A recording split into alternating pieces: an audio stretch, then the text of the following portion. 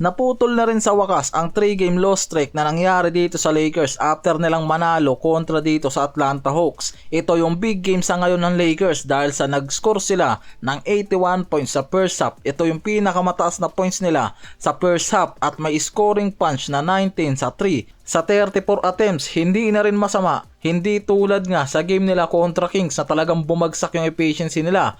Ang Lakers nagkaroon ng malaking lead hanggang 32 points pagpasok ng third quarter game bago pa bumagsak lalo yung intensity ng Hawks sa depensa. Si Gabe Vincent nakapag-drain ng 3 3-pointers kaya malaking tulong yan sa early game na kalamangan ng Lakers. Sa early game kasi nila, ang Hawks nakakuha ng 5-point lead pero ang Lakers nakapagsimula agad dyan at nakakuha ng 10-0 run na dyan mismo nakuha ng mga yan ang early momentum at nagsunod-sunod yan hanggang pagpasok ng second half.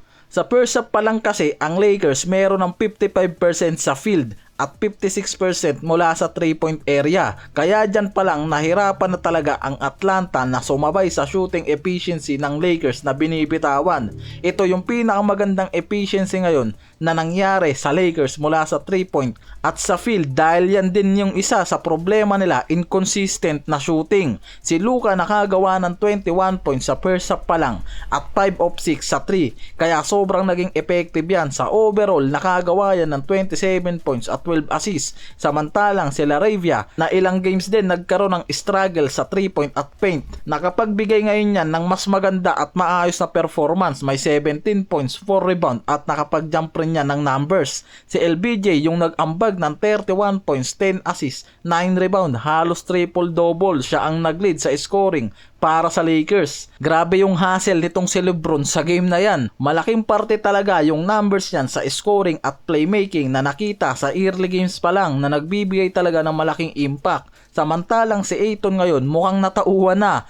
Dahil sa game na yan, si Ayton nakapagbigay ng 17 points, 8 rebounds, double-double performance na naman ang ginawa niyan. Pero ngayon, mas nakita yung energy at hustle niyan sa interior. Mas ramdam siya. Parang nasindak yata sa titig ni LeBron last game. Si Hachimura, limited pa yung playing time kaya halos 7 points lang rin ang nagawa niyan. Isa pa, halos lahat ng bench players gumana sa game na yan. Si Gabe Vincent may 10 points, si Nick Smith may 6 points. Samantalang si Smart nakapagbigay ng solid 16 points at yung defensive hustle na ginagawa niyan. Itong si Vanderbilt din, ganyan yung performance. Ang Lakers nakikita naman kasi talaga na mas nagiging effective sa game kapag nakapagko-contribute sa opensa yung bench nila. At mas magandang numbers ang nako-contribute ng mga yan at hindi lang umaasa sa core at role player na mismong nakikita sa game na to na mas maraming scoring support, mas nagiging effective at efficiency sila. Isa pa, hindi ganun kabagsak ang efficient nitong si Luka pagdating sa field goal attempts. Kaya mas nakakapagbigay to ng opportunity sa ibang role player na mabigyan ng open shots. Kaya ang Lakers ngayon may blowout win kontra dito sa Atlanta Hawks at naputol na nila ang low streak nila na nangyari last game. May malakas na 3-point at field goal efficiency na mas kailangan nga raw ng mga to na mapabuti pa at isa pa nakabawas sila ng turnover sa game. Yung home win nila ngayon importante lalo sa 4 straight game nila na dadaan mas mabigat ang schedule ng mga to. Sa 4 na games kasi na yan, mula dito kontra Hornets, Portland, Raptors at Denver, halos one day preparation lang yung mangyayari sa mga yan.